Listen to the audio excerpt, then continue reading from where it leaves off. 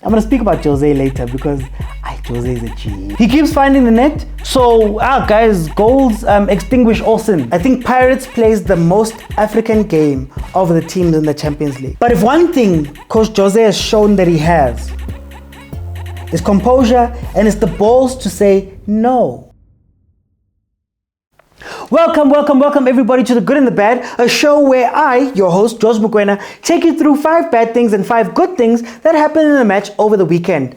Today's match is a CAF Champions League match between Orlando Pirates and Ahly that happened in Cairo, where Pirates proved to be the hoodoo team here, Ahly, beating them 2-1 to win their group and go through unbeaten. Let's get straight into what they did badly. Number 5. Last week, I spoke about poor attendance. Go Orlando. And I was like, no, you need to create the atmosphere because up north they do it. Well, we went up north and the atmosphere was not as intimidating. Now, there's a rumor there's apparently a thing where there's a restriction placed on these Egyptian teams now. They can only sell a certain amount of tickets due to security concerns. I haven't been able to find a correlating article, so if you do know, please put it into the comments or please let me know where to look. But yeah, there was nobody. That stadium was pretty much empty. And Libona, I don't know if it's because they knew that they'd both qualified and didn't bother to come, but that is not what you want to see. That is not the type of atmosphere that is going to make us want to go watch CAF Champions League games. That's going to make us like or care about CAF Champions League games if that is what we're going to watch. So firstly, poor attendance. Number 4. Pirates struggles with their build-up play. I'm going to say this. This is the hill I'm going to die on. Pirates struggles, right? When Da is not there, when Donjo is not there, when Tim is not there, when some of those players that love and enjoy the ball, they are not there. Pirates struggles because you're not going to build up through Sesane and Upodlela. You're not going to build up through Utalente Mbata and Umakaula. Utalente was missing way too many balls. Or was losing way too many balls. And what happens is that stops Utito from being able to play. Because Utito is not a deep-lying 10. He's not a deep-lying 8. He's not an 8. He's not a box-to-box. He's not a 6. He's a 10. And that means that you have to have a delivery system that can get the ball to him. What Pirates has been doing has been getting stuck with the ball and then trying to play it wide and putting up Mfukeng under a lot of pressure when they have to win aerial balls versus defenders. Pirates struggles to build up. Then, of course, there's the front side of Pirates where Umakhopa's playing. For me, Makhopa serves one purpose. Umakhopa. Look at how Bruce plays him. I play a long ball, he wins the first ball, or he creates enough chaos trying to win that first ball for the ball to drop.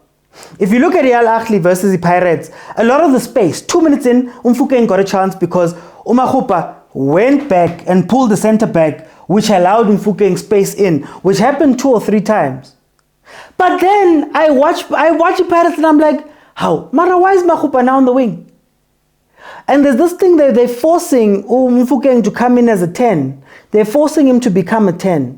And I don't know if it's part of the grooming and Jose, as long as he's winning, he can do what he wants. But Mfukeng as a 10 forces Tito to go back. Tito's not good back. Then also, it forces Makhopa to not be able to do the thing that Umakhopa likes to do and drop inside. So Umakhopa goes wide, which again, he can't dribble. His first touch isn't the best, and he loses the ball a lot because he tries to do these nimble moves.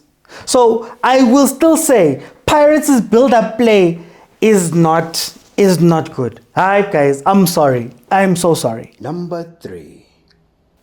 Ahly were not clinical at all in that game.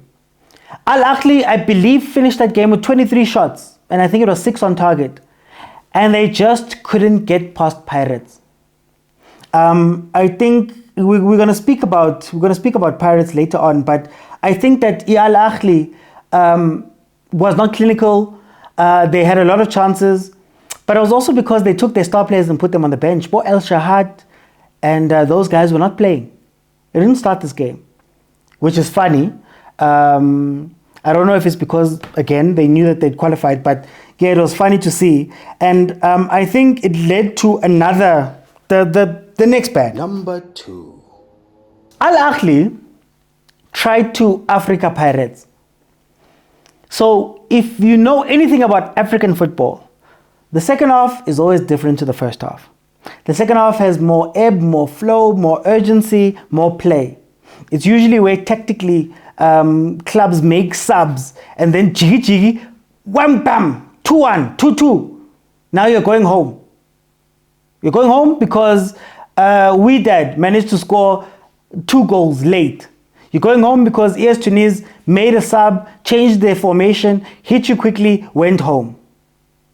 And this is what Al Ahly tried to do, but I feel as though they left it too late, and I feel as though they were in a no man's land, caught between two minds in, hey man, I don't think the loss would be so bad, and we need to keep our pride.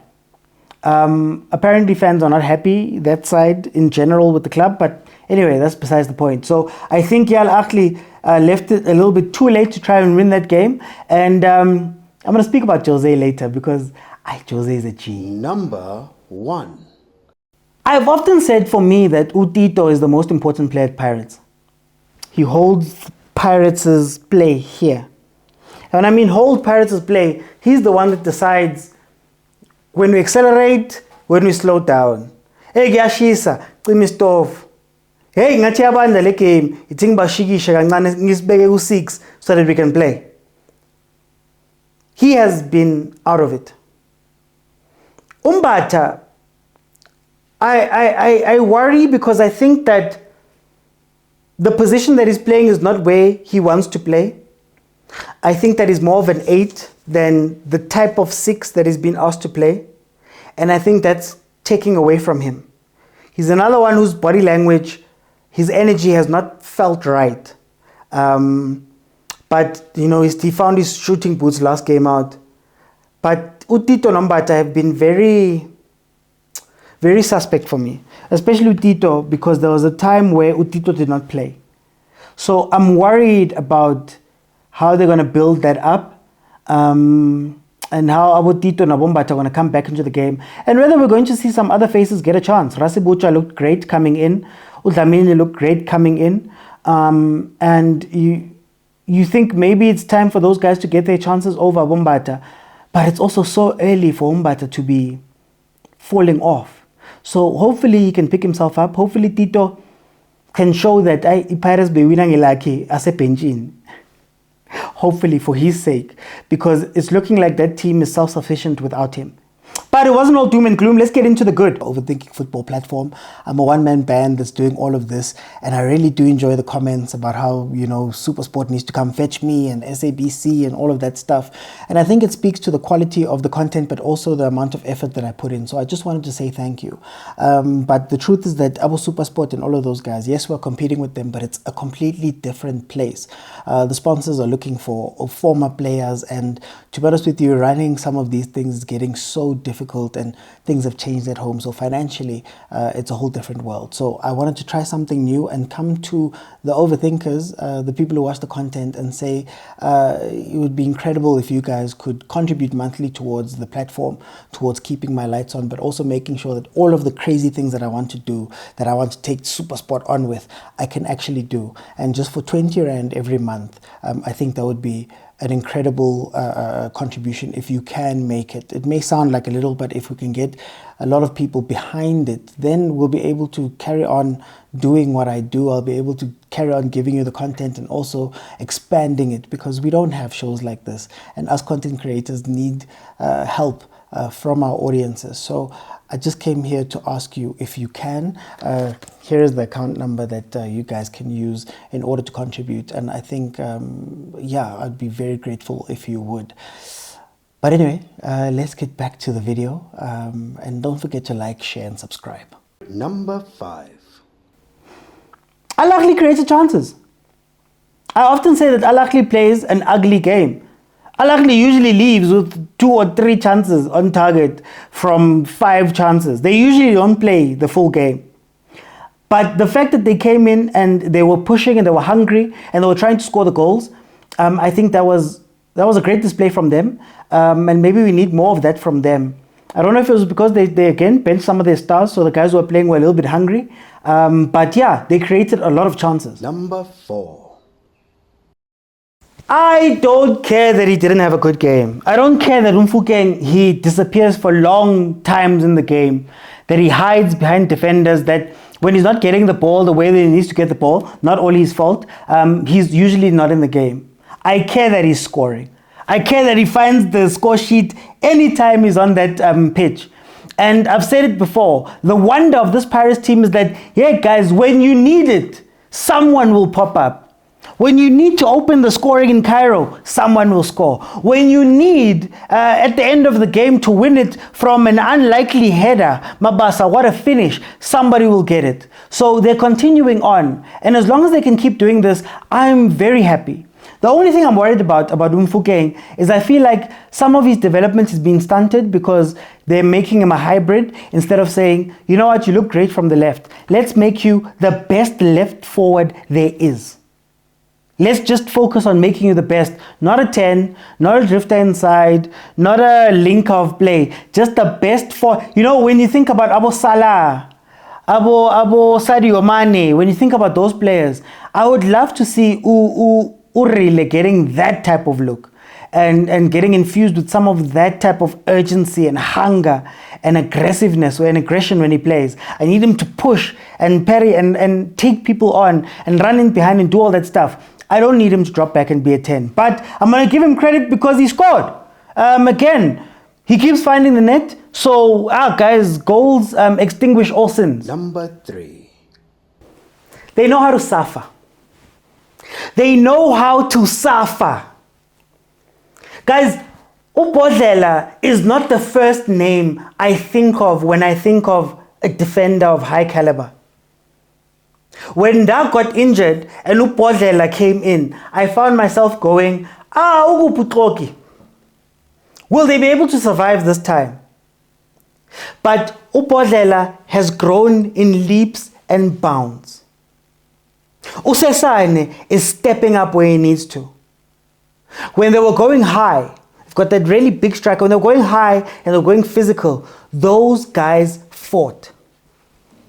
You can find fault with Marco, you can find fault with Libito, but that defensive line fought. They suffered. It didn't look pretty, but you cannot fault the effort. Uchain Lapemuva, Uchain. Apparently that's how you pronounce it, Chain. Uchain Lapemuva. As a goalkeeper. Hands down, guys. He's leveling up. He bailed Pirates out so many times. Guys, the number one thing that you need in Africa is to be able to absorb pressure and attack. I think Pirates plays the most African game of the teams in the Champions League. I said it very early that I was thinking to myself, man, they transitioned very well. The beginning of the season, they haven't been playing very well in the build-up. They haven't been doing all of those things, but they've been able to wata, and then sit back and manage a game, even if it gets tough. My worry for Pirates was that I remember watching a TS Galaxy game versus Pirates, and TS Galaxy, they were going all around the Pirates. They looked better than the Pirates at times. They just didn't have the finishing and the decision making. I thought that the Pirates was going to go into Africa and those teams were going to punish them for that. But they know how to suffer. Hats off to Sesane. Hats off to Makaula. I'm going to add him there. Hats off to Bodlela. Hats off to Marco Libito being called into these games in Jay. Hats off to Hoto's becoming an all-saver, who's becoming cover. He covered Ulibito very well. If you were paying attention, he covered Ulibito very well. And he does that now from time to time. So, this Pirates team, last year they were beautiful. Without consistency, without the ability to grind. This year they're grinding. This team is incredible. This team, I'm scared of this team. And not because they're dangerous, but I'm scared because they're consistent. On that note, Number 2. Pirates qualify unbeaten. Yes, Billion. Do they have the experience to go and play these games? Yeah, Al Ahly's in the group. What are you going to do? Look at CR Louis dad. Now he started Bijan qualified for the group stages, therefore they're a strong team. Yeah, what are they going to do when the games start piling up? Can you win a trophy and still be good in the Champions League? They've answered everything. They've answered it. Don't let it go over. I don't want to let it go over our heads. The Pirates went to Cairo and came back with a win. People are struggling in Morocco. And Pirates goes to the 12-time champions and gets something. Not something, they get 3 points and they come back with it. They've got 4 points off of Al Ahly this year.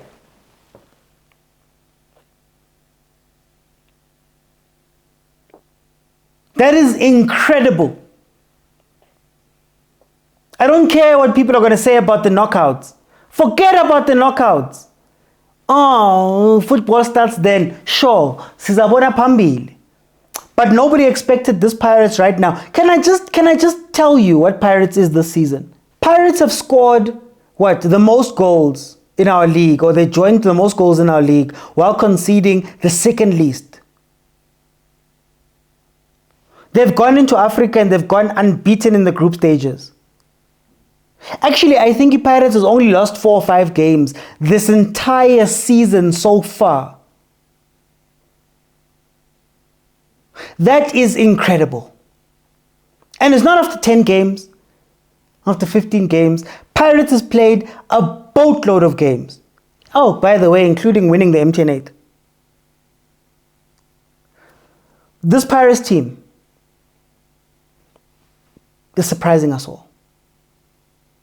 And I'm so happy that the Pirates has stepped up to become actually the second best team in the country. To chase the Sundowns proper. To stay on their necks proper. To go into the Champions League and give us 2 teams in the knockouts. Not by fluke, not by luck. They're answering every question that we had about them last season. And I'm so happy that they've qualified unbeaten, because that's another team now from the southern part of Africa that is dangerous, that you have to look at, that you have to be scared of, that you have to plan for pot 1, pot 2, pot whatever, because you've seen what they're going to do. But to top it all off, Number 1. Coach Jose Rivero gave a masterclass. The most exciting thing that I have for this game is Coach Rivero giving a masterclass in African football. Guys, African football is not about your tactics. It's not about your structures. It's not about your beautiful passing. It's not about your quality players. It's not about any of that stuff. It boils down to 2 things: grit and patience. You can sort that word out: composure. Balls. You know, that game got to a point. It's 1-1. I'm thinking, this is what Al Ahly does. Ugly first half of the second half. Make our subs, smash you in the mouth, go home. In my head, I was thinking, yo, Jose, defend, boy. It's time to defend. Let go of the attacking, let go of all that stuff. Fagama defender, uthule. See out this game. 1-1 in Cairo is not a bad result. Honorable draw. But if one thing Coach Jose has shown that he has is composure, and it's the balls to say, no, we know what they're going to do. You see, Al Ahly made a mistake by making their subs early. They made their subs a little too early. And when they made those subs a little too early, they left Jose too much time. And Coach Rivero and his analysts and the players went, we just have to weather a 10-minute storm. 10-minute storm. Al Ahly was hot for 10 minutes after they made that sub. And then Jose used their own tactic and said, I'm going to bring in my attacking players. And you know what that automatically does? It makes you sit back, because you can't risk Oh, Mabasa. Oh, there's that guy who scored so many goals in the South African League last year. Oh, Mfukeng is still on the pitch. Oh, Hoto is running up there. And he flipped the game. So where Al Ahly is used to flipping the game, scoring, and then you no longer can, you don't have time to now go to flip. Jose flipped it on them. And that is what has been eluding our South African coaches. I'm going to speak about Abu Rulani, Abu Coach Mangoba. It's the composure in those final minutes in a big game. It's going to be tested. Don't get me wrong, in the knockouts, it's going to be tested. But in this game, he looked them in the eye and said, no, I'm not going to fold. That was incredible. That was incredible. That is the happiest. Like, for those who are watching, I was so hyped because I think Coach Jose figured it out. He figured out that, oh, nyasmela. Like I said, it's not about the play. Al Ahly doesn't play fluid football. Al Ahly doesn't play beautiful football. On any given day that you watch Al Ahly, they play ugly. They grind. But do you know what sets the North apart from us? Last 15 minutes, last 10 minutes. How do you manage that? Are you sure with yourself? And I know he's practiced it. I mean, he did similar things in the Nedbank Cup. He does similar things in the MTN 8. He's done those similar things. It's his brand. So maybe that's why he's going to be successful going into the CAF knockouts. But in any case, what a coaching masterclass. I'm so excited to see what Coach Jose and his team does in the knockouts. Two South African teams, two real South African teams, threatening, dangerous South African teams, on-form South African teams are in the knockouts. I'm so happy. I want to see where this goes. But anyway, guys, thank you guys so much for joining me. That has been the good and the bad. I'll see you after the next one.